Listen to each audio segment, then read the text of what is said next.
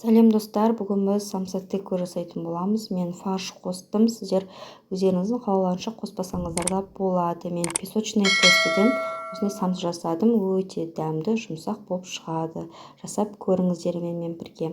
Ең бірінші бізге керек заттар: айранымызға содамызды қосып араластырып қоямыз.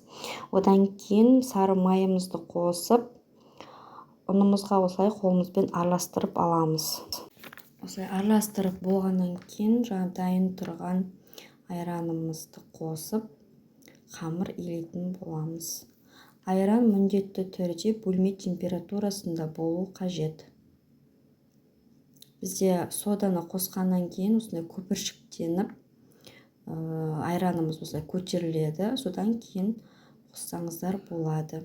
Мінекей біздің қамырымыз дайын болды. Дайын болған қамырды осындай жұмсақ болып шығу керек. Дайын болған қамырды морозильникке жарты сағатқа қойып қоямыз. Одан кейін біз начинкасын дайындайтын боламыз.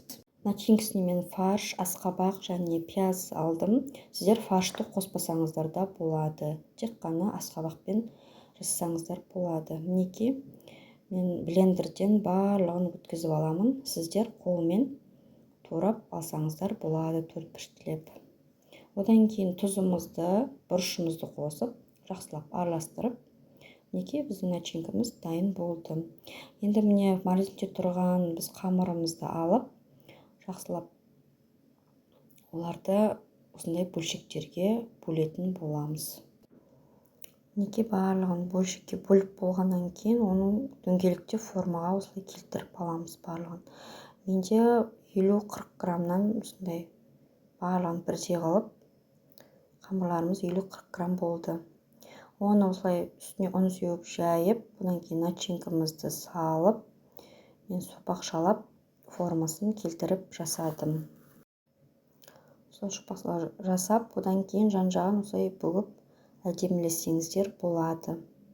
Немесе басқа да формаға келтірсеңіздер болады. 3-бұрышты, 4-бұрышты қылып жасаңыздар болады. Оның барлығы өздеріңіздің қалауларыңызда. Дәл осылай барлығын жасап шығатын боламыз. Менде 20-25 штук шықты.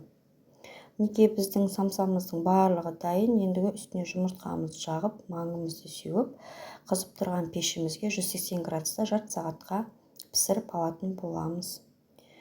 Біздің мінекей самсамыз дайын болды. Өте дәмді, сочный болып шықты. Жасап көріңіздер. Видео ұнаса лайк басып, комментарий жазып, тіркеліп кетіңіздер.